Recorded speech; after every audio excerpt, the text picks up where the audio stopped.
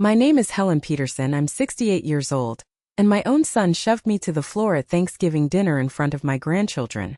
Before I tell you how I systematically erased his entire life starting with a single phone call, let me know where you're watching from in the comments. The pressure of my son's hands on my shoulders was firm, deliberate. It wasn't an accidental bump in a crowded room. It was a calculated act of removal. I looked up into the face of my only child, Mark, the boy I had raised, the man whose extravagant life I had quietly funded, and I saw a stranger. His eyes were cold, impatient. "Mom, get up," he said. His voice a low hiss, sharp enough to cut through the festive chatter. "This seat is for her father, get out." He didn't say my daughter-in-law's father. He said her father. As if Tiffany was the new matriarch and I was just an inconvenient piece of old furniture. The shove was surprisingly strong. My 68-year-old body, not as steady as it once was, lost its balance instantly. The world tilted in a dizzying swirl of polished wood and twinkling holiday lights. I remember the sharp, sickening crack of my hip, hitting the cold marble floor, followed a second later by the sound of a wine glass shattering somewhere nearby. Then silence. A heavy, suffocating silence that was louder than any scream. Just an hour earlier, I had arrived at their sprawling Dallas mansion, the kind of place that gets featured in magazines. I was carrying the pumpkin pie I make every year from my husband's family recipe. Its familiar weight a small comfort. The air was thick with the scent of roasted turkey and a tension I couldn't quite name. My daughter-in-law, Tiffany, had greeted me at the door with a smile that never reached her eyes.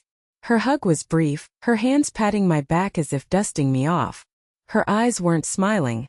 They were assessing, cataloging my simple wool dress and the single string of pearls my late husband, David, had given me. Then her father, Robert Maxwell, had made his grand entrance. He was a loud, brash real estate developer, the kind of man who wears his wealth like a suit of armor.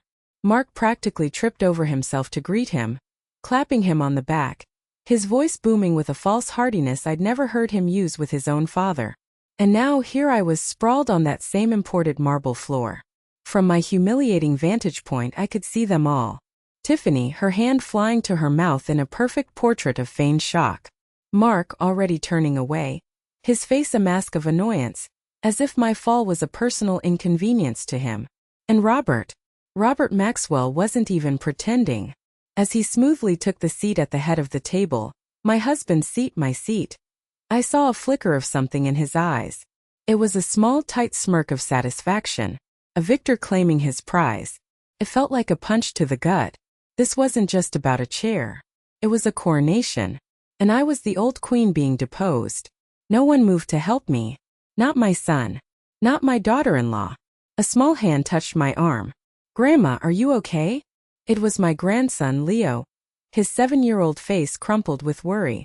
His older sister, Ava, stood behind him, her eyes wide with a confusion that broke my heart. The pain in my hip was a sharp, biting thing, but the pain in my heart was a crushing weight. I forced a smile from my grandson. "I'm fine, sweetie. Grandma just tripped." It was a lie and we all knew it. But I had to protect them from the ugliness of what had just happened. Slowly, painfully, I pushed myself up. My own son wouldn't even meet my gaze. He was too busy pouring a glass of expensive scotch for his father-in-law.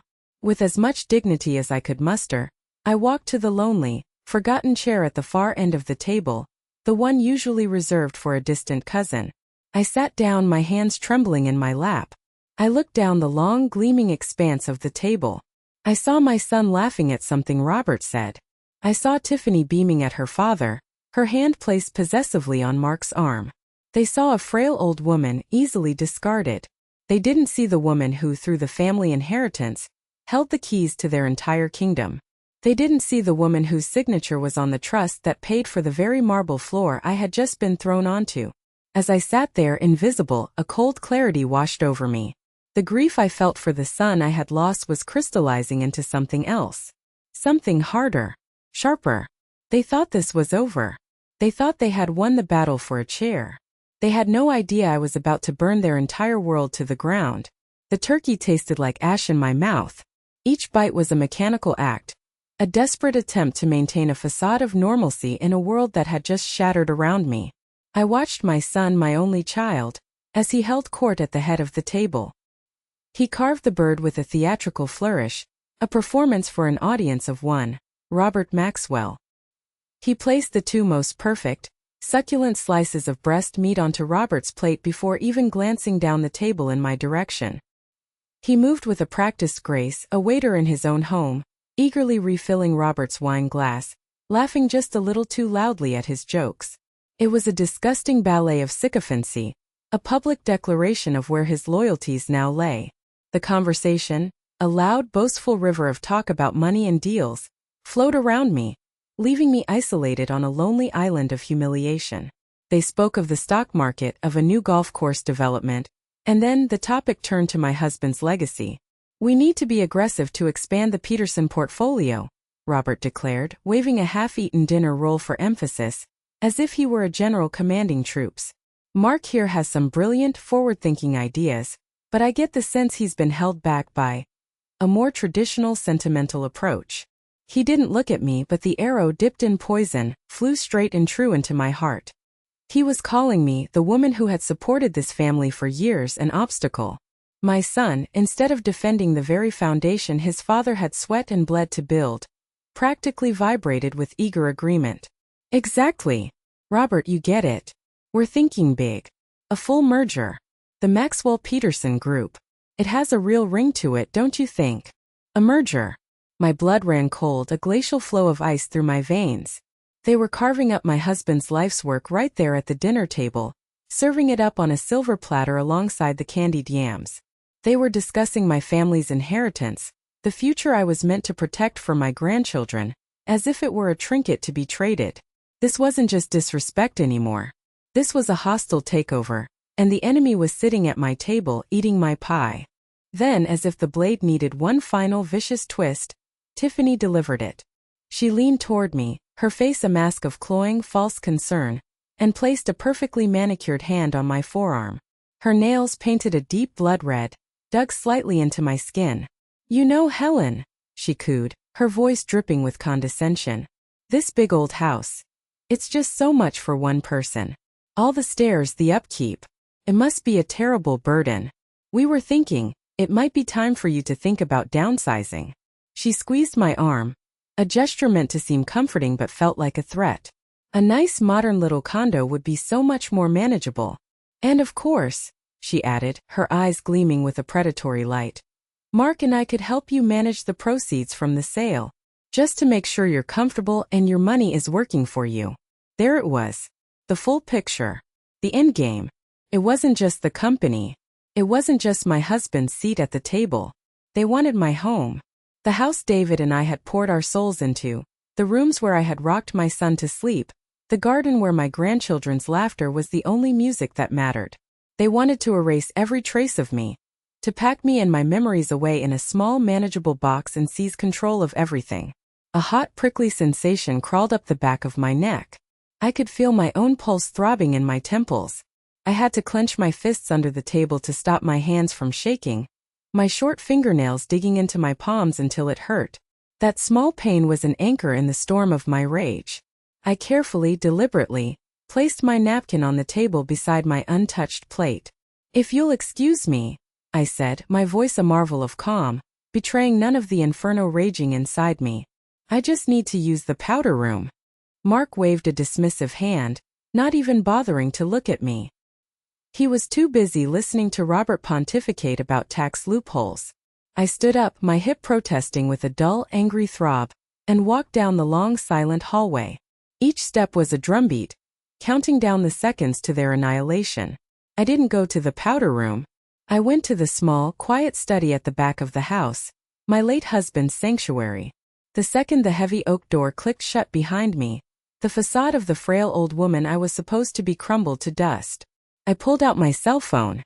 My fingers, to my own surprise, were rock steady. I scrolled through my contacts to a name that was more than a lawyer. He was a keeper of secrets, a guardian of my husband's legacy. Arthur Vance. He answered on the second ring, his voice as calm and dependable as it had been for 30 years. "Arthur," I said, my voice low and cold, the sound of a promise being made. "It's Helen Peterson." "Helen. Happy Thanksgiving. Is everything all right? You sound No, I said, cutting him off. There was no time for pleasantries. Nothing is all right. Arthur, I need you to activate the scorched earth clause in the Peterson Family Trust. The silence on the other end of the line was absolute. He understood the gravity of those words immediately. The scorched earth clause was our nuclear option. A doomsday protocol David and I had created to protect everything we built. It was a legal sledgehammer. Helen, are you absolutely certain? Arthur's voice was heavy, strained. That would mean stripping Mark of everything. His salary, his authority, his directorship, his access to the corporate accounts. I am aware of what it means, Arthur, I said, my voice like ice. That is precisely what I want. I want you to prepare the documents for my signature. I also want you to begin the process of revoking my personal guarantees on all of his loans, the mortgage on his house, the leases on his cars, the credit lines, everything. I want it all in motion by 9 a.m. tomorrow. My God, Helen, he whispered. What has he done? I took a deep, shuddering breath, the image of my son's cold, dismissive eyes flashing in my mind. Mark just taught me a very painful lesson about my place in his life, Arthur. Now, it's my turn to teach him a lesson about his. I ended the call. A grim, terrible sense of power settled over me. The wheels of financial ruin were in motion. But as I stood there in the silent study, surrounded by the ghosts of a happier time, I knew it wasn't enough. Financial ruin was clean, impersonal. What he did to me was a deep personal wound. His punishment had to be just as personal. I scrolled to another number in my phone, a number I had saved years ago, praying I would never have to use it, a number that would unleash a personal chaos, a storm of shame that no lawyer could ever contain. My second call was to Benjamin Croft, my private wealth manager at the bank. Ben was a meticulous, cautious man who had handled our family's finances for over a decade. He was also fiercely loyal to my late husband's memory. Ben, it's Helen Peterson, I said, keeping my voice level. Helen, happy Thanksgiving to you. I hope you're having a wonderful day. I need you to execute a series of directives for me, Ben. Effective immediately. I proceeded to list my instructions with the precision of a surgeon. Freeze corporate credit card accounts ending in 4028 and 5519. Suspend the executive line of credit tied to Mark Peterson's signature authority. And place a temporary hold on all outgoing transfers from the secondary trust accounts until you receive verbal confirmation from me. He was taken aback. Helen, that's highly unusual. Mark has several large automatic payments scheduled for the end of the month. The lease payments on the vehicles, the country club dues. To freeze them without notice would cause significant disruption. Disruption is the intent, Ben, I said coldly. My authority as the majority trustee is clear, is it not? Of course, Helen. Unquestionably, he said, the professional formality returning to his voice. I will handle it personally. It will be done within the hour. I thanked him and hung up. The financial guillotine was now not only poised, it was sharpened and greased, ready to fall at my command. But my third call, that was the one that would sever him not just from his money, but from his carefully constructed facade of respectability. This required me to open a locked file in my memory, a chapter so painful and disillusioning that I had tried to wall it off forever. About 5 years ago, Mark had come to me, his face a mask of panicked sincerity. He needed a significant loan from the trust, $500,000, for what he described as a once-in-a-lifetime real estate investment that had hit a temporary snag. He was so convincing, so desperate. He swore on his father's memory that it would double in value within a year. Like a fool, blinded by a mother's love, I'd authorized the transfer. The truth, when I uncovered it through a quiet investigation by Arthur, was 1,000 times uglier. There was no investment. The money had been used for two things: to pay off a massive gambling debt to some very unsavory people in Las Vegas, and more disturbingly, to buy the silence of a young, ambitious architect he had partnered with on a side deal. He had used the Peterson property's name and forged documents to swindle her out of her design and her initial investment, then threatened her career when she tried to fight back. I was shattered. This wasn't just recklessness, it was criminal. To avoid a public scandal that would have dragged David's good name through the mud, I had done the unthinkable. I had cleaned it up. I had Arthur arrange a settlement with the young woman, Cassandra Reyes, paying her back triple what she had lost, on the strict condition that she sign an ironclad non-disclosure agreement. Mark never knew I knew the full truth. He thought he had outsmarted everyone. He thought his secrets were safely buried. But I had never forgotten Cassandra's name. And I knew that the settlement I'd arranged had allowed her to finish law school. Now, she was a litigator in Chicago, known for her tenacity. I had her number saved in my phone under the innocuous name C. Res Architect. My finger hovered over the screen. You might be wondering how a mother could do this. How I could deliberately dig up a past that would not just bankrupt my son, but possibly send him to jail. But as I stood there, the dull, throbbing ache in my hip a constant physical reminder of his contempt, I asked myself a different question. What kind of son pushes his mother to the floor for a better seat at a dinner table? What kind of man commits fraud, betrays his partners, then lies to the very woman who gave him life to cover his tracks? The answer was clear. The sweet boy I had raised was gone, replaced by this hollow, corrupt stranger. This man deserved to face the consequences he had so skillfully dodged for years. I pressed the call button. "Cassandra," I said when she answered, her voice sharp and professional. "This is Helen Peterson. You may not remember me." "Mrs. Peterson," she cut in, her tone instantly changing. There was no warmth, but a clear, ringing note of recognition. "Of course I remember you. I'll never forget what you did. Is everything all right?" "I'm fine, my dear. But I'm calling about an injustice. An injustice that was done to you 5 years ago, which I, in my weakness, helped to conceal. I am no longer willing to be a party to that concealment." I took a breath. "As of tomorrow morning, my son, Mark Peterson, will be removed from his position at Peterson Properties, and all financial protections afforded to him by the family trust will be dissolved. The non-disclosure agreement you signed was contingent on certain conditions that, as of 9 a.m. tomorrow, will be null and void." There was a sharp, audible intake of breath on the other end of the line. "Mrs. Peterson, are you serious? The NDA is void." "Completely," I confirmed. "I am simply informing you of this change in circumstance. The evidence you hold regarding Mark's fraudulent activities. I believe the statute of limitations has not yet expired. What you choose to do with that information is, of course, entirely up to you."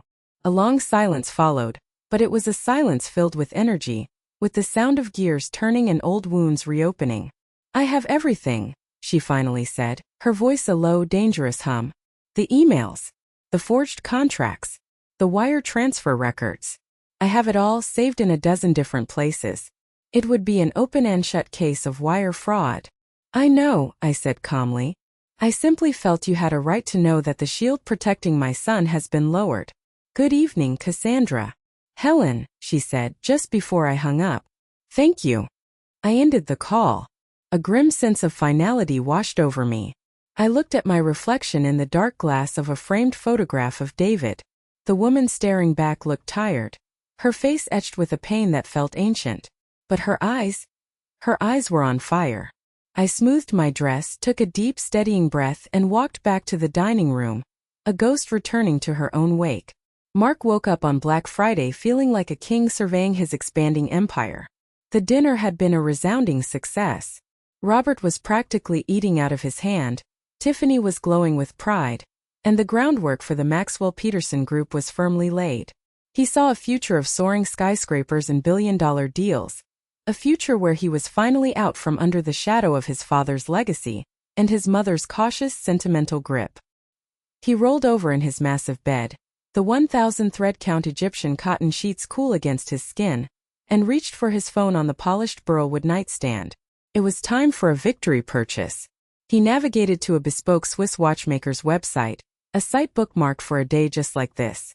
He selected a platinum chronograph with a sapphire crystal face, a timepiece that screamed power and success.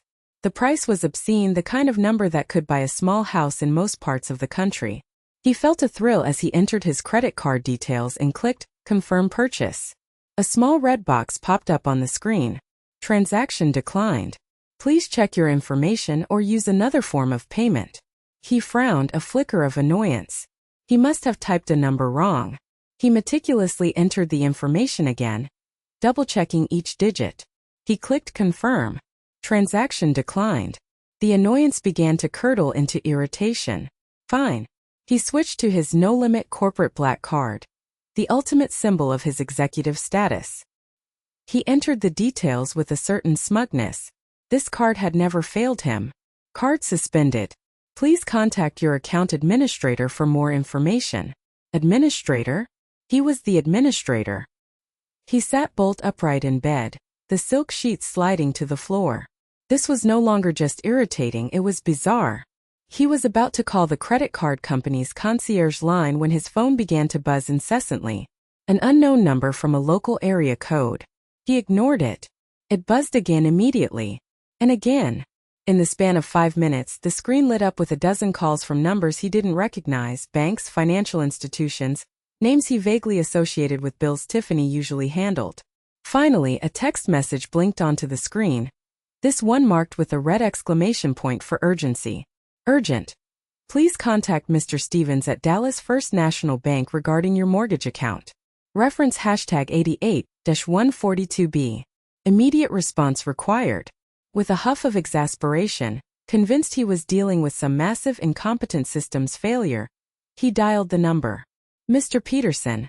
The banker's voice was tight, formal, stripped of its usual deference. Thank you for returning my call. We're contacting you to provide official notification that the primary guarantee on your home loan, which was held by the Peterson Family Trust, was officially and legally withdrawn at 9:01 this morning. Mark let out a short, sharp laugh. That's absurd. You've clearly had a clerical error. My mother, Helen Peterson, is the trustee. I assure you she has done no such thing. There is no error, sir, Mr. Stevens said, his voice as unyielding as a vault door. We received a legally executed and notarized directive from the majority trustee, Mrs. Helen Peterson, delivered by her legal counsel this morning. As per the terms of your loan agreement, the withdrawal of the guarantor places the loan in immediate default. The full outstanding balance of $3.2 million is now due. If payment in full is not received within 24 hours, the bank will be forced to initiate foreclosure proceedings and seize the property. The phone felt slick and cold in his hand. Foreclosure. The word was alien, nonsensical. Now you listen to me, Mark blustered, his voice rising, a frantic edge creeping in. I am Mark Peterson. I am the CEO of Peterson Properties. Do you have any idea who I am? Before the banker could respond, another call beeped through. This one from a name he recognized. Prestige Auto Leasing. He clicked over. Mr. Peterson? This is Chad from the finance department. Yeah, bad news, pal. We just got an alert from our underwriters. The corporate guarantor for both your Range Rover leases has been revoked. Company policy is clear on this. We're going to need you to return both vehicles to our showroom by 5 p.m. today, or we'll be forced to send a recovery team to retrieve them. And just a heads up, those recovery guys are not gentle. He hung up on Chad, his heart hammering against his ribs. Another text arrived, this one from Neiman Marcus. Your account has been frozen due to a delinquent balance and the cancellation of your designated payment guarantor. The calls and texts became a relentless, suffocating flood. The country club, demanding immediate payment of his overdue 6-figure membership bond. The private school his children attended, politely informing him that without the trust's guarantee, the tuition for the upcoming semester was due in full now. The company that managed their private jet shares, notifying him his membership was suspended. Each call was a new hammer blow, shattering another piece of his carefully constructed world. Each delivered the same devastating message. The river of money that had irrigated his entire existence had been dammed at its source. He stumbled out of bed and went to the vast window overlooking the perfectly manicured lawns of his mansion. A life he had assumed was his by right. A life he had never truly earned. He frantically tried to call me, his mother. My phone went straight to voicemail, a cheerful generic message that felt like a mockery. He tried Arthur Vance, the family lawyer. Straight to voicemail. Incompetent fools! He screamed into the phone, pacing the bedroom like a caged animal. He was still blaming everyone but the one person responsible. Tiffany drifted into the room, wrapped in a silk robe, an annoyed expression on her face. Mark, what on earth is all the shouting about? You're going to wake Ava and Leo. They're trying to take everything, he yelled, his face a blotchy red, his voice cracking with a terror he couldn't conceal. The house, the cars, the cards. It's all some kind of massive coordinated screw-up. He was still shouting, still lost in a storm of denial, unable to comprehend the impossible truth, that the quiet, gentle, grieving widow he had so easily pushed aside the night before was the architect of his apocalypse. He hadn't just pushed his mother to the floor. He had pushed the big red button that detonated his entire world. And as the calls continued, each one a fresh explosion, he was beginning to understand that the problem wasn't with the banks. The problem was his mother. Panic, raw and primal, finally sliced through the thick fog of his arrogance. He threw on the first clothes he could grab. A wrinkled polo shirt and a pair of expensive jeans that now felt like a cruel joke, and stormed out of the house. He had to get to the office. The office was his kingdom, his fortress of solitude. From his leather throne on the 40th floor, he could fix this. He could access the secondary accounts, leverage his authority, make the right calls and crush this absurd, humiliating rebellion of paperwork. He raced through the largely empty holiday streets of Dallas, his knuckles white on the leather-wrapped steering wheel of the Range Rover he now knew was a ticking time bomb of repossession. He screeched into his reserved parking spot at the base of the gleaming glass tower that bore his family's name.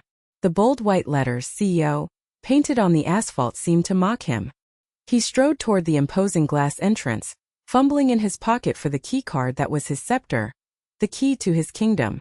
He swiped it at the main security turnstile.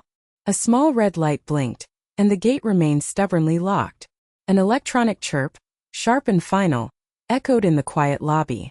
Access denied. He swiped it again, harder this time, with a frustrated grunt, as if brute force could somehow restore his lost status. The red light blinked again. Access denied.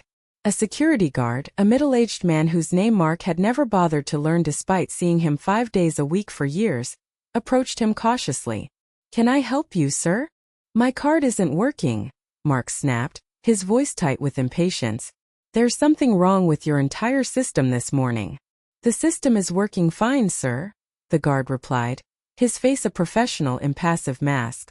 He wasn't being rude, which somehow made it worse. He was simply stating a fact. "Your access privileges were revoked as of 9 a.m. this morning. You're no longer on the access list." Just then, the glass doors behind the security desk slid open with a soft whoosh. Arthur Vance stood there. He wasn't wearing his usual sharp, tailored suit of a corporate warrior. He was in a somber tweed jacket and corduroy trousers, looking more like a college professor about to deliver a failing grade. Flanking him were 2 large, uniformed security officers, their arms crossed, their expressions unreadable. "Mark," Arthur said, his voice devoid of its usual warmth. It was the voice of a man carrying out a deeply unpleasant but necessary task. "I think it's best you come with me." They didn't lead him to the express elevator that whisked him to the executive suite. They led him to a small, sterile conference room on the ground floor, a place used for interviewing junior staff. The air was stale, the chairs uncomfortable. On the polished mahogany table, where billion-dollar contracts were usually signed, sat a single plain cardboard box sealed with packing tape. "What is this, Arthur?"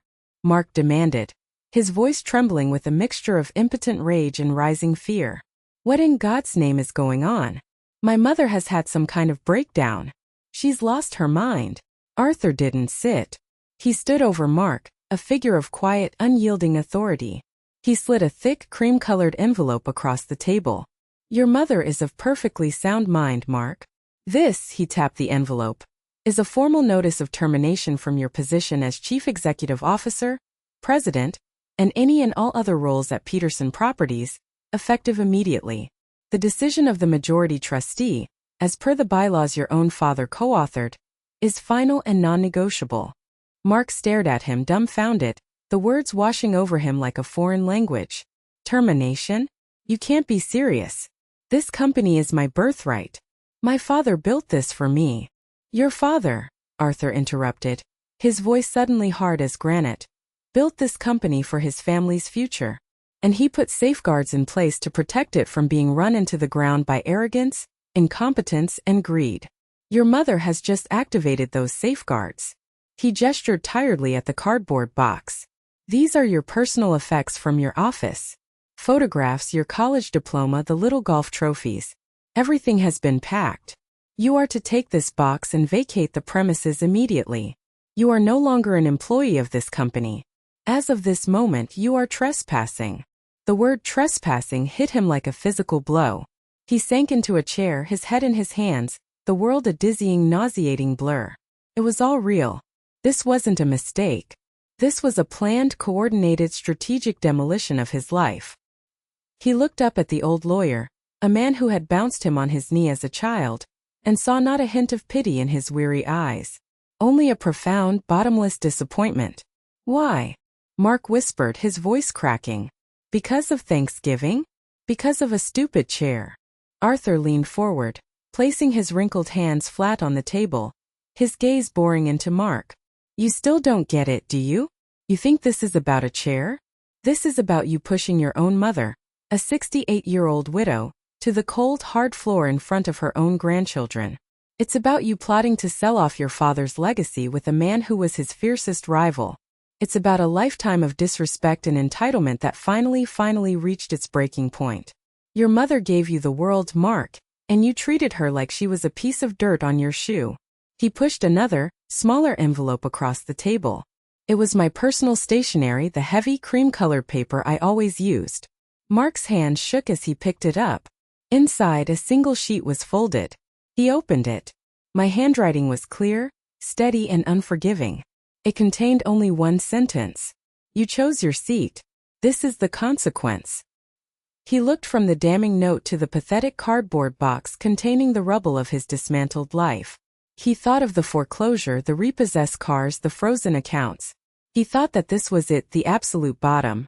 He thought that this was the worst it could possibly get. He had no idea his true nightmare was only just beginning. Mark drove away from the building. His building, in a complete daze. The cardboard box sat on the passenger seat, a silent, pathetic testament to his former life. He drove aimlessly, his mind a chaotic vortex of panic, denial, and rage. Where could he go? He couldn't go home, not yet. He needed to think, to find a way out of this abyss. But his thoughts were like smoke, impossible to grasp. He ended up at a sleek, minimalist coffee shop in the Arts District, a place where he used to hold court with investors, feeling powerful and important. Today, sitting in a corner with his box at his feet, he felt like an imposter, a ghost haunting the scenes of a past life. He was frantically trying to move what little personal money he had into a new account before it, too, was frozen when his phone screeched. It was Tiffany. "Mark, you need to get home right now," she shrieked, her voice a high-pitched nail on a chalkboard of panic. "There is a tow truck in our driveway. A big, greasy, disgusting tow truck. They're hooking up my Range Rover. They said something about the lease being in default. Mark, do something. The neighbors are all watching." A fresh wave of nausea washed over him. In the chaos of his termination, he had completely forgotten to tell her about the cars. "I'm on my way," he mumbled, his voice hoarse, and rushed out, leaving his half-finished coffee behind. When he pulled into the long, curving driveway of their mansion, the scene was a public spectacle of humiliation, worse than he could have imagined. A massive, grimy tow truck was indeed hitched to Tiffany's gleaming black SUV, its yellow emergency lights flashing, casting ugly, strobing shadows across the perfect, cream-colored stucco of their home. A small, vulture-like crowd of neighbors had gathered on the sidewalk, pretending to walk their perfectly coiffed little dogs, their faces a mask of feigned concern that barely concealed their morbid curiosity and glee. But that wasn't the worst part. Standing on the perfectly manicured St. Augustine lawn, next to a visibly distraught Tiffany who was flapping her hands helplessly, was another woman. She was tall, impossibly poised, dressed in a razor-sharp navy pantsuit that radiated power and competence. She held a slim leather briefcase in one hand. As Mark got closer, a cold, heavy dread settled in his chest, a feeling of horrifying recognition. He knew her. Cassandra Reyes. What are you doing here?" he stammered, his eyes darting frantically from her calm, composed face to Tiffany's tear-streaked one. Cassandra gifted him a smile that was all sharp angles and no warmth. "Hello, Mark. It's been a long time. I'm just here on business." She then turned her full attention to Tiffany, dismissing Mark as if he were an annoying insect. "Mrs. Peterson?" I'm Cassandra Reyes. I'm an attorney. I'm afraid I'm here to serve your husband with a notice of intent to sue. A lawsuit. Tiffany's voice was a barely audible whisper. What are you talking about? What is going on? Cassandra's tactic was deliberate, and it was cruel. She kept her gaze locked on Tiffany, forcing her to be the primary recipient of the ugly truth. 5 years ago, your husband, acting in his capacity as an executive of Peterson Properties, entered into what he called a partnership with me. In reality, it was a fraudulent investment scheme. He used falsified company documents and a great deal of charm to defraud me of my entire life savings. She paused, letting the words sink in. He then used a rather large, let's call it a family loan, to pay off a substantial gambling debt he had accrued in Las Vegas, and to buy my silence when I threatened to expose him. With a smooth, practiced motion, she opened her briefcase and pulled out a thick sheaf of papers, tapping the top sheet with a polished red fingernail. The light caught the document and Mark could see the Peterson Properties letterhead. This is a copy of the original fraudulent contract he had me sign. And these, she fanned out another set of papers like a poker hand, are copies of the wire transfers from the Peterson Family Trust to an offshore account in the Cayman Islands, followed by a subsequent transfer to a VIP account at the Bellagio Casino. And this is a signed and notarized affidavit from a third party, detailing the threats he made against my professional career if I ever spoke of it. She placed the entire damning collection into Tiffany's trembling hands. Your mother-in-law, a woman of considerable integrity, was kind enough to make me whole at the time, to protect the family name. But the non-disclosure agreement that ensured my silence was explicitly tied to Mark's good standing within his family's trust. As of this morning, that good standing has been, well, terminated. The debt, the fraud, the punitive damages, the accrued interest, it's all back on the table. And this time, it's not a quiet settlement. It's a public lawsuit. Mark felt the world tilt on its axis. You can't do this, he choked out, the words feeling like sand in his mouth. This was a private matter. It was settled. It stopped being a private matter when you used your father's company as your personal piggy bank to commit a crime, Mark, Cassandra said, her voice like chips of ice. It stopped being a private matter when you lied to your mother to cover your tracks.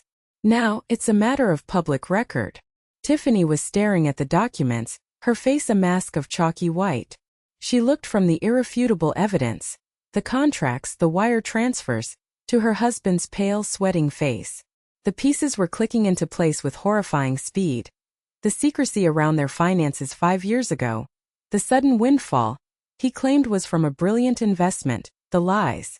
The powerful, successful man she had married, the man whose status had defined her own, was not just a failure who had been disinherited and fired by his own mother. He was a common criminal, a cheap, pathetic fraud.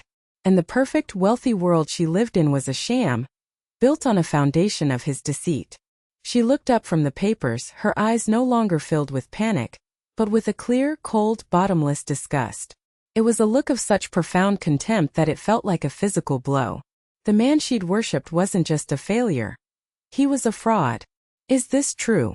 Tiffany's voice was dangerously quiet, a low, menacing hum that was far more terrifying than her earlier shrieks. She held the legal papers away from her body, as if they were contaminated with a deadly virus. Mark opened his mouth, but only a dry, croaking sound came out. What could he possibly say? The evidence was right there, in black and white, a detailed roadmap of his corruption. His entire life had become a raging bonfire, and Cassandra had just thrown a gallon of gasoline onto the flames. Answer me, Mark, she screamed, her voice finally breaking, the quiet menace shattering into 1,000 sharp pieces of rage. Did you do this? Did you lie to me for all these years? Was any of it real? Before he could formulate a response, his phone rang again. The caller ID flashed a name that just 24 hours ago would have been a source of comfort and power. Robert Maxwell. A tiny, pathetic, desperate flicker of hope ignited within him. Robert. His powerful, influential father-in-law. Robert was a fixer. He would know what to do. He would make this all go away. At the same instant, Tiffany must have dialed her father, because she turned away from Mark, sobbing into her own phone. Dad. You have to get over here. It's a nightmare. Mark? Oh my God, Dad, you won't believe what he's done. He's a criminal. Mark scrambled to answer his own call, his voice a desperate plea. Robert, thank God. You need to help me. It's a complete disaster. My mother has gone completely crazy, she's cut me off from everything, and now this woman from my past is here with these ridiculous, baseless accusations.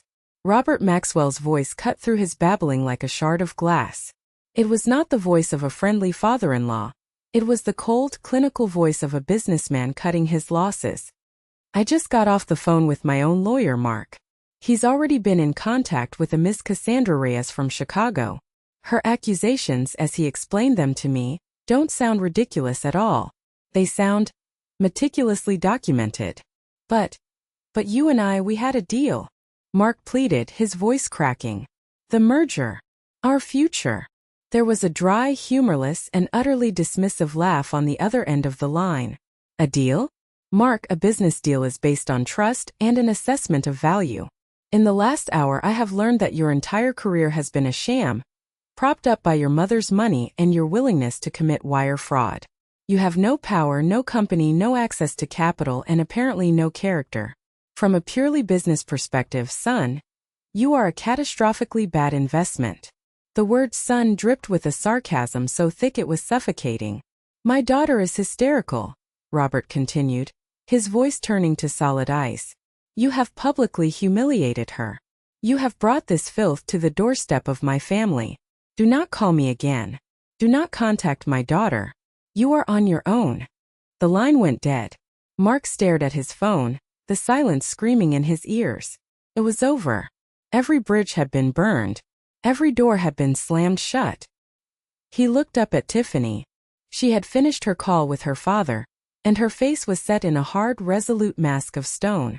The tears were gone, replaced by a cold, practical fury. Pack a bag, she said, her voice flat and devoid of any emotion. Get whatever you can fit into one suitcase and get out of my house. Your house, he sputtered, the words catching in his throat. Tiffany, this is our house. Our home. No, she said, shaking her head with a chilling finality. This house is about to be seized by the bank because of you. My father is sending a car for me and the children. We're going to stay with him indefinitely. My lawyer will be in touch with you tomorrow regarding the divorce proceedings and my petition for sole custody of the children. Divorce. Sole custody. The words hit him harder than the termination notice, harder than the lawsuit. They were the final fatal blows. He looked past her, toward the open doorway of the mansion he had been so proud of. He could see his children, Ava and Leo, their small faces pale with fear and confusion, peering out from the safety of the foyer. They had seen everything. The tow truck. The strange angry woman. Their mother's screams. Their father's complete and utter collapse. Tiffany, please, he begged, taking a stumbling step toward her. Think of the children. We can work this out. She recoiled as if he were covered in filth. I am thinking of the children, she spat, her voice laced with venom. I will not have them raised by a liar, a fraud, and a pathetic failure. You have destroyed everything, Mark. Everything we built. We built? He wanted to scream. I built this. But the lie died in his throat. He hadn't built anything. He had been given it all, and in his arrogance, he had burned it all to the ground. She turned without another word, her back rigid, and marched back into the house, slamming the heavy, ornate door behind her. The sound echoed in the sudden, deafening quiet of the driveway. The tow truck driver, having finished his work, gave Mark a look that was part pity, part contempt, before driving away with Tiffany's Range Rover. Cassandra Reyes, her mission accomplished, gave him a final withering glance, then turned and walked to her own car, a warrior leaving a conquered battlefield. In the space of 24 hours, he had gone from a wealthy CEO with a perfect family to a jobless, homeless man facing a lawsuit, a divorce, and the complete loss of his children. He was utterly, completely alone.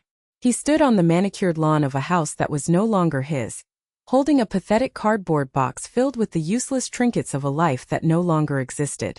My justice was swift and it was absolute. The next few months were a masterclass in humiliation. A free fall through the social strata he never knew existed. The eviction notice was served by a grim-faced sheriff's deputy. Mark had exactly 72 hours to remove his personal belongings before the bank changed the locks, and everything left inside became property of the financial institution. He had no money for a moving truck, let alone a storage unit for the mountain of expensive furniture, designer clothes, and useless gadgets he had accumulated. His life became a frantic, desperate fire sale. He posted ads on Craigslist and Facebook Marketplace, his fingers fumbling on his phone's keyboard. He met strangers in gas station parking lots, haggling over the price of his $1,000 suits and Italian leather shoes, exchanging the symbols of his former life for handfuls of crumpled, sweaty bills. The shame was a physical thing, a hot, acrid taste in the back of his throat. What he couldn't sell he had to leave behind, abandoning a fortune and possessions like a defeated army, leaving its dead on the battlefield. He spent the first few nights in a grimy, anonymous motel by the airport, the roar of departing planes a constant, mocking reminder of the life of first-class travel and luxury he had so recently lost. He would lie awake on the lumpy mattress, staring at the water-stained ceiling, the events of that Thanksgiving playing over and over in his mind like a horror movie. When the cash from the furniture sale ran out, the motel was no longer an option. He was truly homeless. For a terrifying week, he slept in the back of his own Range Rover, which he'd managed to delay the repossession of by a few days through a series of desperate, pleading phone calls. He would park in the dimly lit corners of industrial parks or 24-hour supermarket lots, trying to become invisible. He would wake up each morning stiff, cold, and reeking of fear, the plush leather interior of the car a cruel reminder of his downfall. Pride is a funny, stubborn thing. It can make you shove your own mother to the floor, and it can also keep you from calling for help when you are drowning.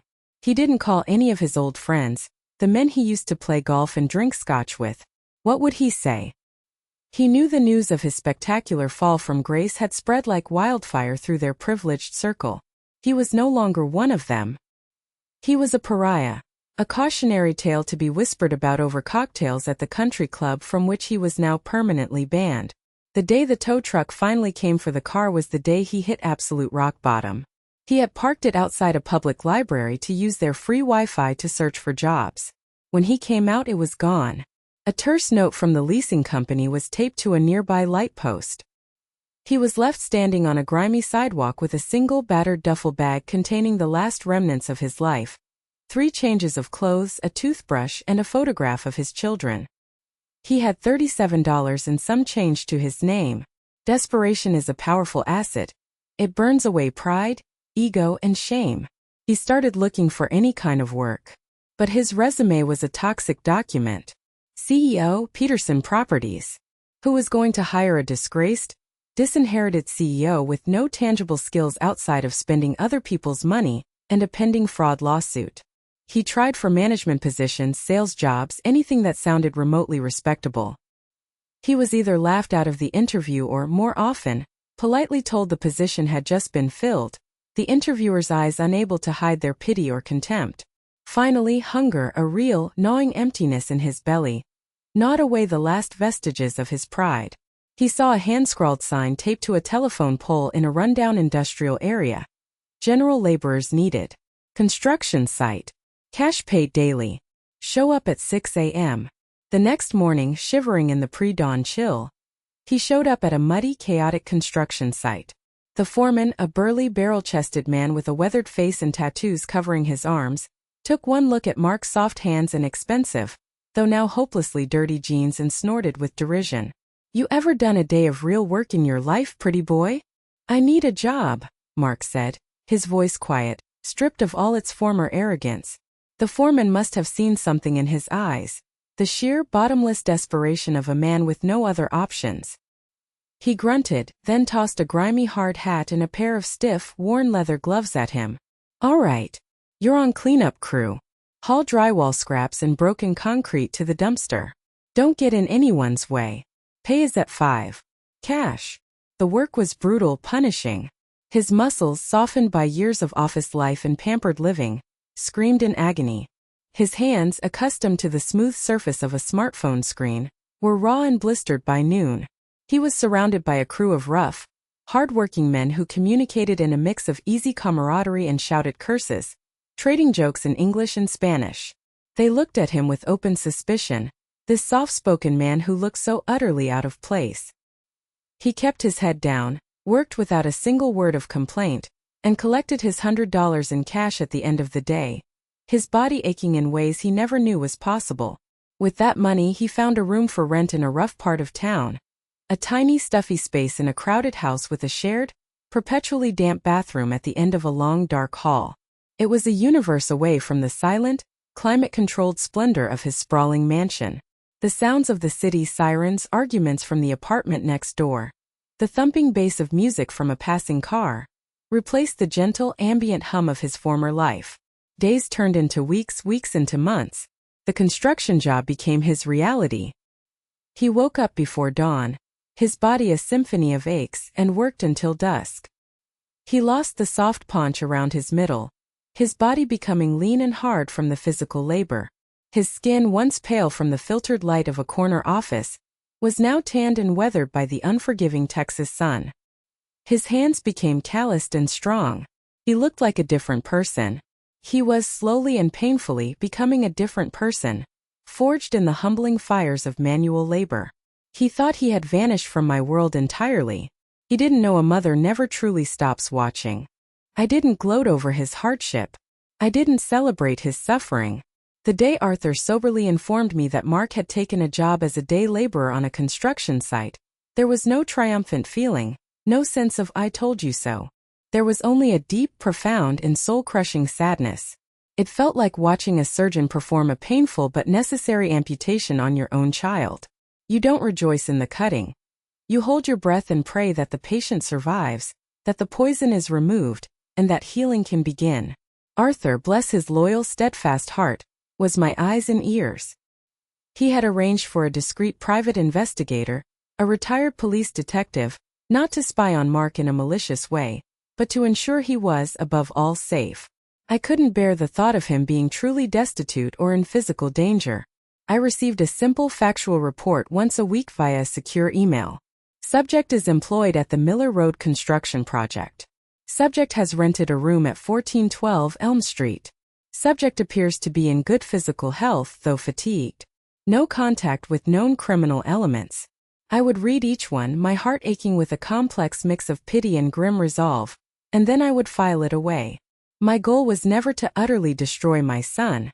It was to destroy the arrogant, entitled, hollow man he had become. It was a controlled demolition. I had to strip him of the money, the status, the privilege, all the things that had served as his armor, so that for the first time in his adult life, he would be forced to look at the unadorned man underneath. And my desperate, terrifying gamble was that he would be so disgusted by what he saw that he would be forced to build someone new, someone better, from the rubble of his own making. It was a terrible risk. It was a mother's desperate, last-ditch effort to save her child's soul. With Mark's situation being monitored, my focus shifted to the true, innocent victims in all of this. My grandchildren, Ava and Leo. The divorce was as swift and brutal as I had expected. Tiffany, armed with her father's army of high-priced lawyers, fought for and won everything she wanted. I did not interfere, except for one crucial point. I had Arthur intervene legally to establish an ironclad, untouchable trust for the children's future. Their college funds were secured, and their inheritance from their grandfather was protected by legal firewalls, safe from their father's folly and, just as importantly, their mother's greed. To my surprise, Tiffany allowed them to see me. First it was strained. She would drop them off at the end of my driveway, her face a mask of polite resentment, and speed away without a word. The children were quiet, subdued, their young eyes filled with a universe of questions they didn't know how to ask. I didn't try to force it. I didn't talk to them about their father, other than to say he was working through some things. I never ever spoke a negative word about their mother. I just gave them what they so desperately needed: stability, consistency, and unconditional love. We baked cookies from my old, batter-stained recipe cards just like we used to. We went to the park and fed the ducks. I helped them with their homework at the same kitchen table where I had once helped their father. I told them stories about their grandfather David, about the decent, hardworking, and deeply honorable man he was. Slowly, like fragile flowers turning toward the sun, they began to open up. "Mom says Dad is having a hard time," Ava said one afternoon, her voice small and hesitant, as we worked together in my rose garden. She was 12 now, on the cusp of becoming a young woman, and she understood more than she let on. "Yes, honey. He is," I replied gently, not taking my eyes off the rosebush I was carefully pruning. Sometimes adults make big mistakes, and it takes a long time to fix them. "Is it because of what he did to you at Thanksgiving?" Leo asked from beside me, his 7-year-old voice even smaller, filled with a heartbreaking earnestness. I put down my shears and turned to face them, my 2 precious, innocent grandchildren. I knelt down on the soft grass, ignoring the protests from my hip, and pulled them both into a tight hug. "Listen to me, both of you," I said, looking from one worried face to the other. "What happened between your dad and me is about grown-up problems and grown-up mistakes. It is not, and it will never ever be, your fault. Do you understand me? Both of you are loved more than words can say. You are loved by me, and in his own complicated way you are loved by your father. Nothing will ever change that." I was teaching them what Mark had never learned. That love and respect are the true foundations of a family, not money or power or fancy houses. I was building a firewall around their hearts, protecting them from the shrapnel of their father's life exploding. I was trying to raise the next generation of Petersons to be better, to be stronger, to be kinder. Every week I would open the secure email.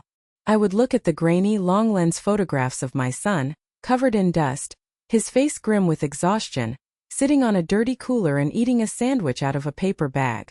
And every week I would close my computer and whisper a prayer. A prayer that the pain was a purifying fire. A prayer that somewhere beneath the layers of dirt and shame and regret, the sweet boy I once knew was still there, waiting for his chance to finally become a man. I had given him the lesson, the hardest and cruelest lesson of his life. But whether he would ever truly learn it, only time would tell. A full year passed. 12 long months. 365 days. The seasons turned, painting the Texas landscape with the vibrant greens of spring, the searing whites of summer, and the gentle golds of autumn. The raw, gaping wound of that Thanksgiving began to scar over, leaving a permanent, tender ache in its place. Life settled into a new, strange, and quiet rhythm. My days were filled with my grandchildren, with managing the company from a comfortable distance through a newly appointed and highly competent CEO, and with a solitude that was sometimes peaceful, sometimes profoundly lonely. I had heard through Arthur's discreet channels that Mark was still working construction. He hadn't just survived, he had endured. In a testament to a work ethic I never knew he possessed, he had been promoted. He was now a junior foreman in charge of a small crew. It wasn't a glamorous title, but it was earned. It was real. He had moved out of the crowded, noisy boarding house and into a small, clean one-bedroom apartment above a laundromat in a modest, working-class neighborhood. He was paying his own rent. He was buying his own groceries. He was standing on his own 2 feet for the very first time in his 43 years of life. The lawsuit from Cassandra Reyes had been settled quietly but firmly.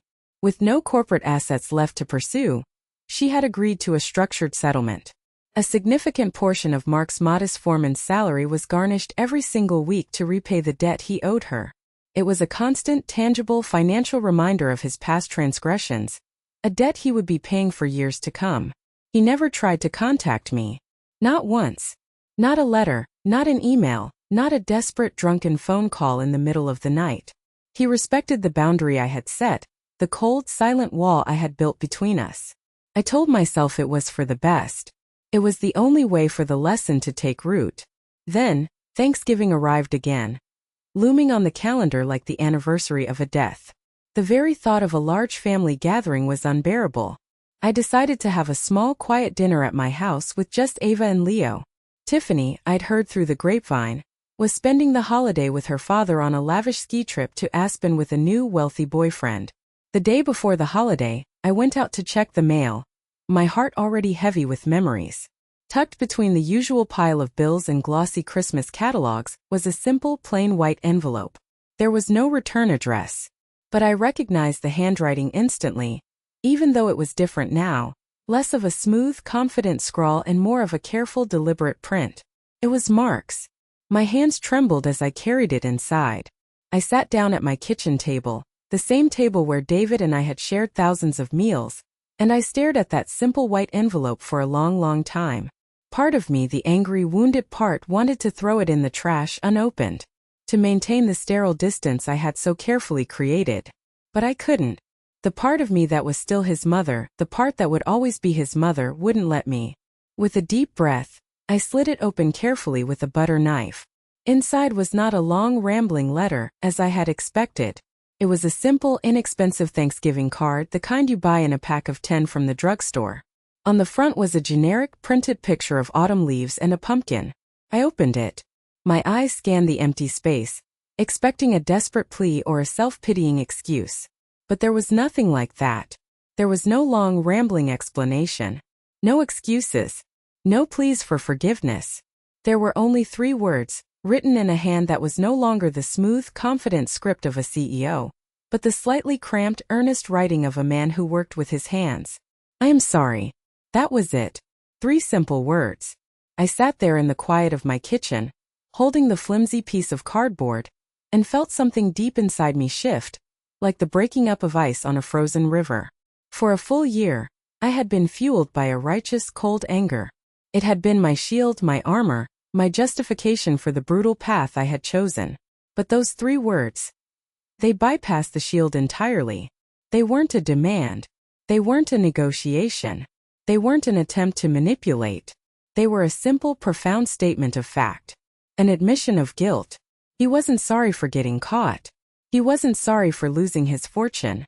The simple, unadorned, and deeply vulnerable nature of it told me that he was sorry for what he had done, for the pain he had caused, for the man he had been. I thought back to that horrible night, the shove that had sent me sprawling, the cold, dead look in his eyes, the casual, cruel humiliation. The anger was still there, a dull banked ember deep inside me. But for the first time, another feeling flickered to life beside it. A fragile, tentative warmth. Hope. I traced the letters of his signature with the tip of my finger.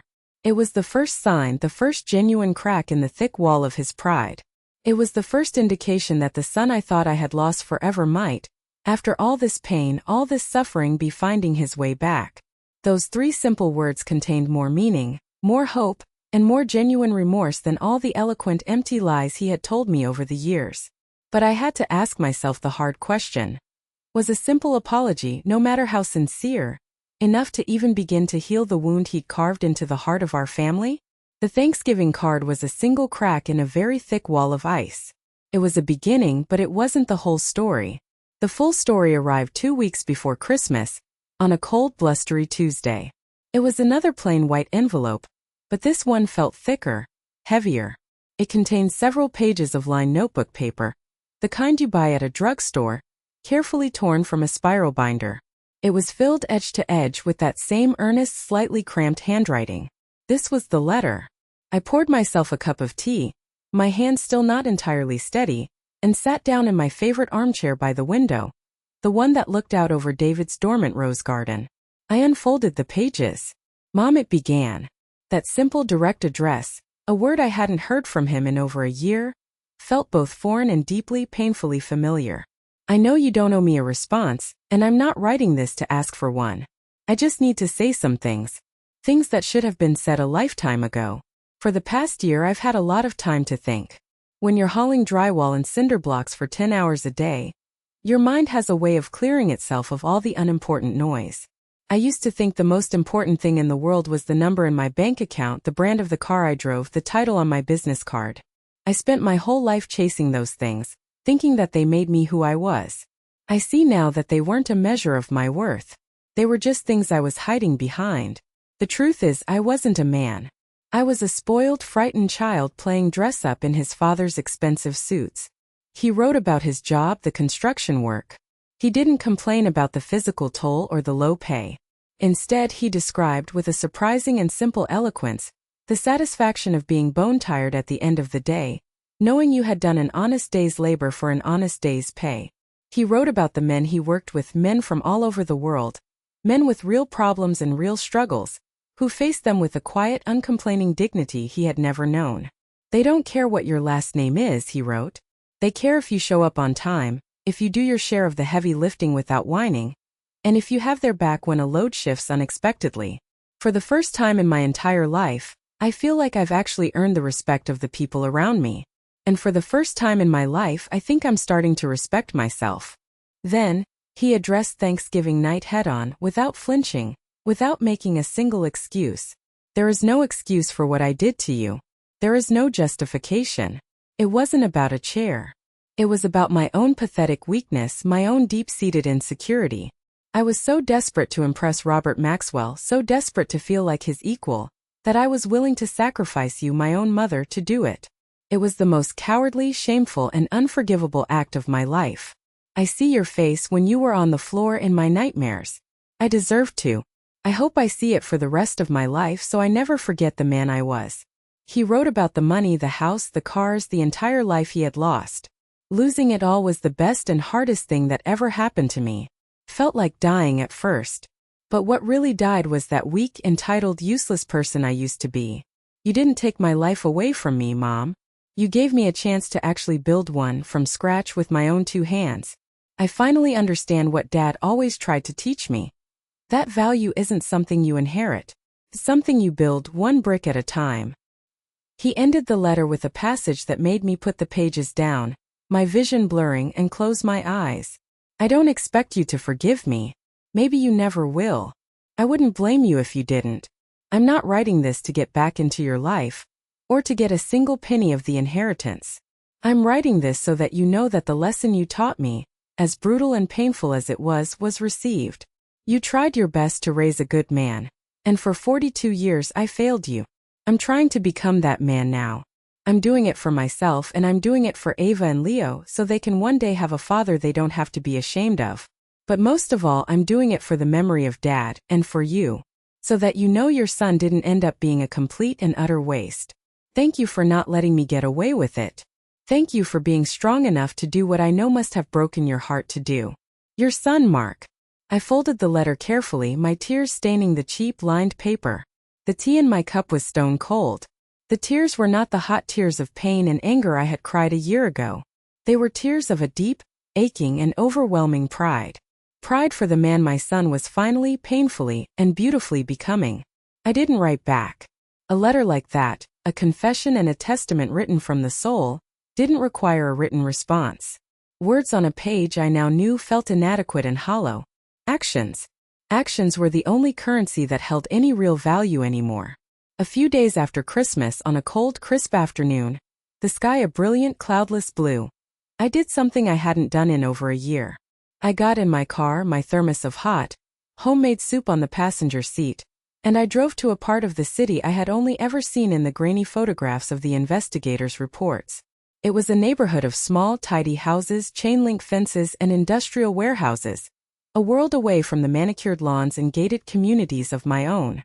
I found the construction site, a rising skeleton of steel and concrete silhouetted against the pale winter sky. I parked across the street and just watched. It was near the end of the workday. Men in hard hats and dusty boots were packing up their tools, their movements tired but purposeful. And then I saw him. He was no longer the soft, preening man in a tailored suit I remembered. He was leaner, harder, his shoulders broader. He wore a dusty pair of worn work boots, a faded flannel shirt under a thick, insulated jacket, and a hard hat that was scuffed and dirty. He was talking to his crew, pointing at some blueprints spread across the hood of a pickup truck, his movements economical and confident. There was no arrogance in his posture, only competence. He wasn't a CEO playing a role. He was a man doing a job, and from the respectful way the other men listened to him, he was doing it well. When the 5 o'clock whistle blew, a mournful sound that echoed through the cold air, he didn't leave with the others. He stayed behind, walking the perimeter of the site one last time, checking on a stack of materials, kicking a loose piece of debris out of the way. When he finally walked toward the main gate, he looked tired, his face smudged with dirt, but he walked with a grounded sense of purpose I had never, ever seen in him before. I took a deep breath, my heart thumping a nervous rhythm against my ribs, and got out of the car. I stood by the driver's side door, holding the simple silver thermos, and waited. He saw me as he came out of the gate.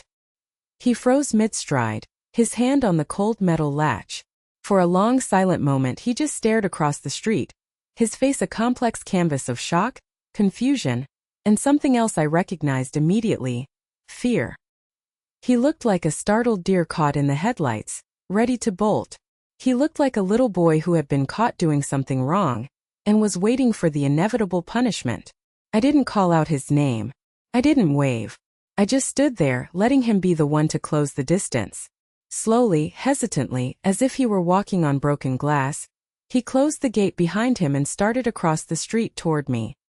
He stopped about 10 feet away, a respectful, uncertain distance, as if there were an invisible line he was afraid to cross.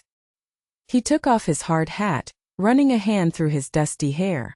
"Mom," he said, his voice rough and quiet, almost carried away by the wind.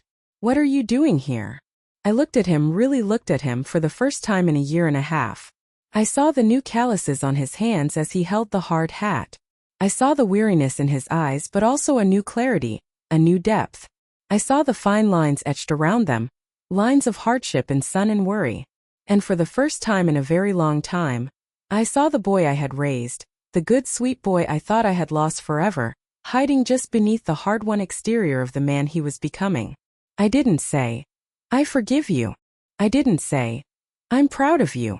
The time for big dramatic words was over. Our family had had enough drama to last a lifetime. Instead, I held up the thermos. The late afternoon sun glinted off the polished metal. "You look tired," I said, my voice softer than I expected, the words simple and true. "And you look thin. I made soup. Your favorite. Potato and leek." His eyes, the same deep blue eyes as his father's, filled with tears. He didn't try to hide them this time. He just blinked them back, a single tear tracing a clean path through the grime on his cheek. He nodded, unable to speak, his throat working. "Come on," I said, my voice gentle as I opened the passenger door of my car for him. "Let's go home. You can tell me all about it on the way." He hesitated for only a second, a flicker of disbelief in his eyes, before he walked the final few feet and got into the car. He placed his dusty hard hat carefully on the floor mat. We drove away from the construction site in silence. But it wasn't an awkward, angry silence, filled with unspoken resentments. It was a quiet, peaceful silence, filled with everything that no longer needed to be said. The road to true healing, I knew, would be long. Trust, once so completely shattered, takes years of consistent, humble action to rebuild. But as we drove through the fading light of that cold winter afternoon, with the simple promise of a hot meal and a shared table between us, I knew this wasn't an ending. It was a beginning. Sometimes a mother's greatest act of love isn't building a smooth, easy path for her child. It's having the courage to let them fall into the deepest, darkest ravine, and having the faith that they will find the strength on their own to climb back out into the light. Thank you for listening to my story. Has a moment of what some might call tough love ever fundamentally changed your life? Or the life of someone you know? Please share your experiences and your wisdom in the comments below. We all have lessons to learn from each other on this complicated journey of life. And if my story resonated with you, please give it a like and subscribe for more.